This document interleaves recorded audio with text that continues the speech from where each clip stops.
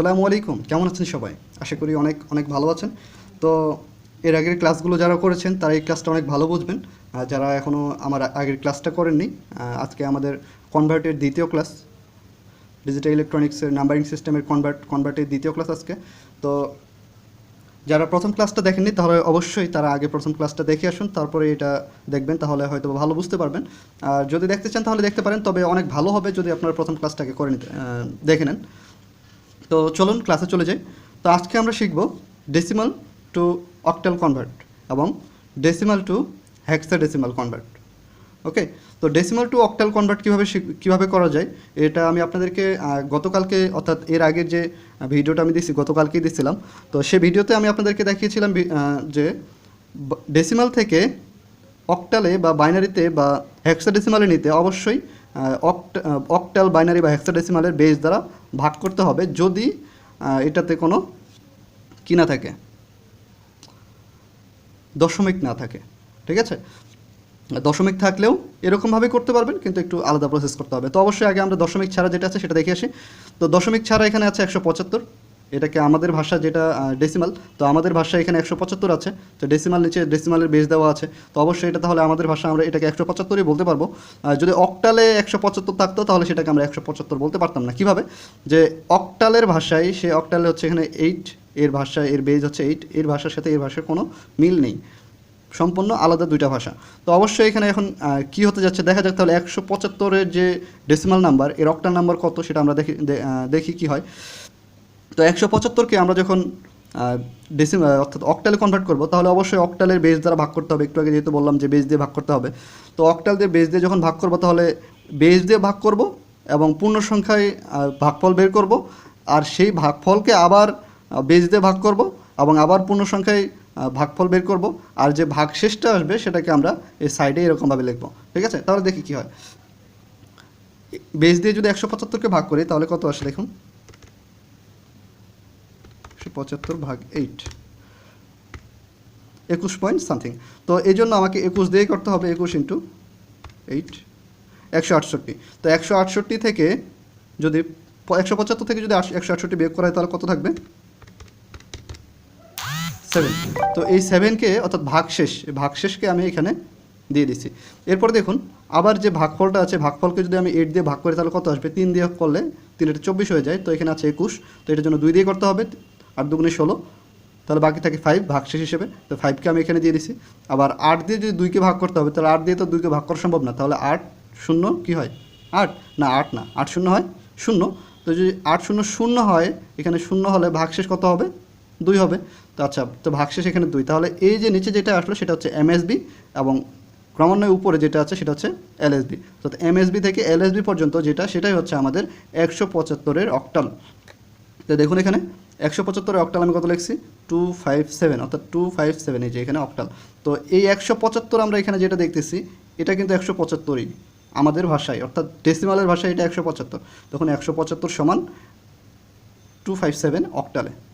ঠিক আছে, এটাকে আমরা 175 বলতে পারবো এই ভাষায়, কিন্তু এটা অক্টালের ভাষায় 175। ঠিক আছে, কিন্তু আমাদের এই ভাষায় যদি এখানে বেস 10 থাকতো তাহলে কি আমরা কি বলতাম? 257 বলতাম। ওকে, তো আসুন তাহলে এখন পরবর্তী যেটা সেটা দেখে নিই, যে দশমিক যদি থাকে, দশমিক থাকলে আমরা কীভাবে কী করব। যদি দশমিক থাকে তাহলে দেখুন যে এখানে দশমিকের আছে 175.825, অর্থাৎ দশমিকের ডান পাশের সংখ্যাটাকে কিভাবে আমরা অক্টালে রূপান্তর করব, আর দশমিকের বাম পাশের সংখ্যাটাকে আমরা তো ঠিক যে প্রসেসে করলাম ওই প্রসেসেই করতে পারবো। অর্থাৎ দশমিকের বাম পাশে যে সংখ্যাটুকু, এটুকুকে আমরা এই যে এখানে লিখছি।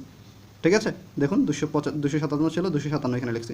তো দশমিকের ডান পাশে যে সংখ্যাটুকু সেটা হচ্ছে 825। তো 825কে আমি কী করছি? বেস দ্বারা গুণ করতে হবে, বেস দ্বারা গুণ করতে হবে, এবং যদি পয়েন্টের বাম পাশে যতটুকু আছে যে গুণফলটা আসবে সেই গুণফলের পয়েন্টের ডান পাশে যতটুকু থাকবে অতটুকুকে আবার বেস দ্বারা গুণ করতে হবে।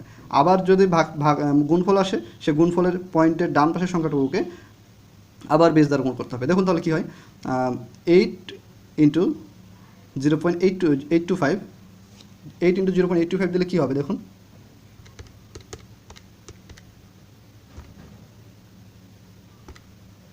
6.6।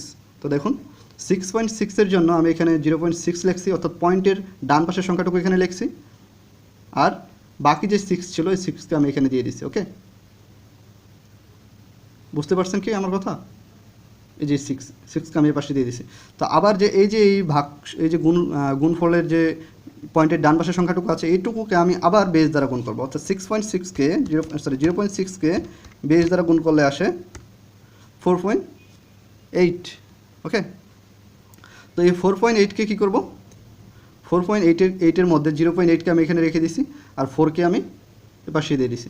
ঠিক আছে, তো আবার যে 0.8কে আবার গুণ করবো বেস দিয়ে, তো 0.8কে যদি বেস দিয়ে গুণ করি তাহলে আবার কী আসে দেখুন, 0.8 × 8 6.4, আবার আসছে কি 6.4। তো 6.4-এর এখানে 0.4কে রেখে দিচ্ছি আর 6কে, অর্থাৎ পয়েন্টের বাম পাশের সংখ্যাটিকে আমি এখানে লিখে রাখছি। তো এখন আবার দেখুন 0.4 × 8 3.2। তো 0.2কে আমি এখানে রাখছি আর 3-এর পাশে রেখে দিচ্ছি। এরকমভাবে আবার 0.2কে 8 দ্বারা গুণ করতে হবে।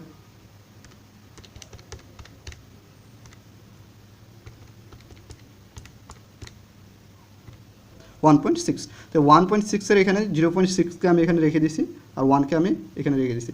তো এই যে এটা হচ্ছে, এর আগে আমরা নিচেরটা ছিল আমাদের এমএসবি, এই যে নিচেরটা হচ্ছে এমএসবি আর উপরেরটা হচ্ছে এলএসবি, আর পয়েন্টের ডান পাশের সংখ্যাটার ক্ষেত্রে নিচেরটা হচ্ছে এলএসবি আর উপরেরটা হচ্ছে কি এমএসবি।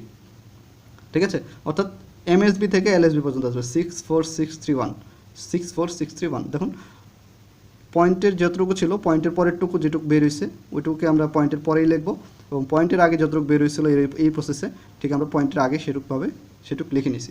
ঠিক আছে, আশা করি বুঝতে পারছেন। তো রেজাল্ট এটার এখানে আর এটার রেজাল্ট হচ্ছে এখানে। ঠিক আছে, তো এরপরে যে কনভার্টটা আমি আপনাদেরকে দেখাতে যাচ্ছি সেটা হচ্ছে ডেসিমাল টু হেক্সাডেসিমাল কনভার্ট। আমি আপনাদেরকে অনেক আগেই বলেছিলাম যে হেক্সাডেসিমালে যে নাম্বারিং সিস্টেম আছে সেখানে এ কে 10, বি কে 11, সি কে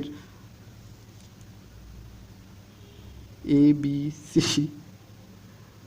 12 13 14 15 এ আকারে লেখা হয়। ওকে, আমি একটু ভুল করছিলাম, তো সরি তার জন্য।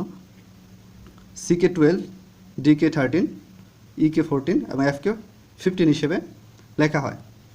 কারণ ডেসিমালের যে নাম্বারিং সিস্টেম আছে, ডেসিমালের নাম্বারিং সিস্টেমে 0 থেকে 9 পর্যন্ত লেখা হয়ে যায়। এরপরে যদি 10 লিখি, দেখেন এখানে 0 আর 1 এটা কিন্তু ডেসিমালের মধ্যে রয়েছে।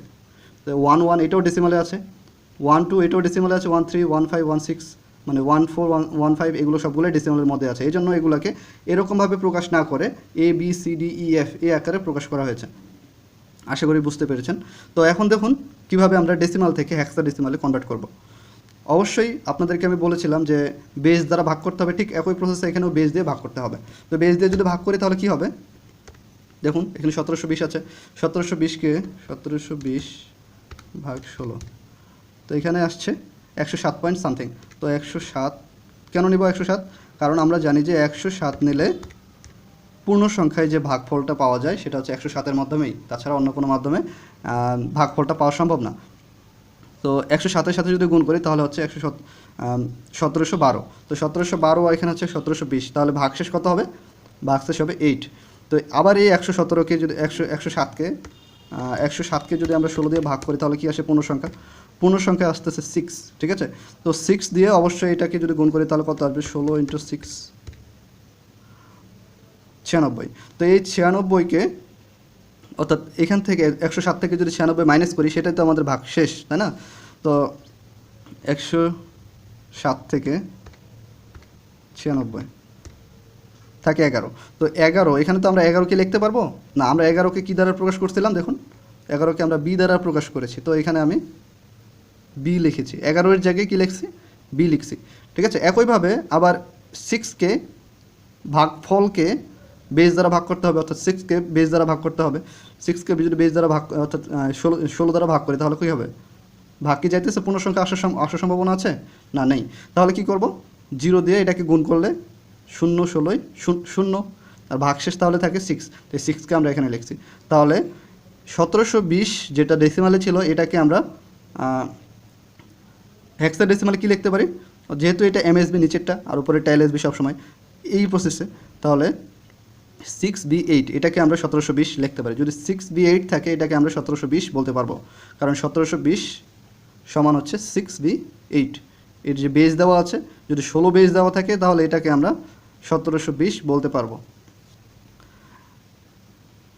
আর যদি দশমিক আকারে থাকে, দশমিকটা আমি দেখাইলাম না, একইভাবে এটা এই যে দশমিক আকারে যে এখানে ছিল, এটাকে আপনারা শুধু 2 থেকে 3 বার করবেন। আমি এখানে 3 থেকে 4 বার করতে পারেন, 1 2 3 4 5 বার করছি, 5 বার এরকম এই প্রসেসে করছি। আপনারা 3 বার বা 4 বার করলেই এনাফ, এর বেশি দেওয়া লাগবে না, ঠিক আছে? আশা করি বুঝতে পেরেছেন। আজকে আমাদের এই ভিডিওর মাধ্যমে ডেসিমাল থেকে অন্যান্য যেগুলো নাম্বারিং সিস্টেম আছে সেগুলো কনভার্ট শেষ হলো। অর্থাৎ ডেসিমাল টু বাইনারি দেখাইছি, ডেসিমাল টু অক্টাল দেখাইলাম, ডেসিমাল টু হেক্সাডেসিমাল দেখাইলাম। তো এরপরে ক্লাসগুলোতে আমি অন্যান্য নাম্বারিং সিস্টেম থেকে, যেমন বাইনারি থেকে ডেসিমাল, অক্টাল থেকে ডেসিমাল এবং হেক্সাডেসিমাল থেকে ডেসিমাল নাম্বারিং সিস্টেম আপনাদেরকে আমি দেখাবো। তো ধন্যবাদ সবাইকে। পরবর্তী ভিডিওর জন্য ওয়েট করবেন। কিছুক্ষণের মধ্যে বা কিছু সময়ের মধ্যে আমি ভিডিও আপলোড করব ইনশাআল্লাহ। আসসালামু আলাইকুম। আমার চ্যানেলের সকল ভিডিওগুলো পেতে চ্যানেলটি অবশ্যই সাবস্ক্রাইব করবেন এবং বেল বাটনে ক্লিক করে রাখবেন, যেন আমার চ্যানেলের সকল ভিডিও আপলোড করার সাথে সাথে আপনারা পেয়ে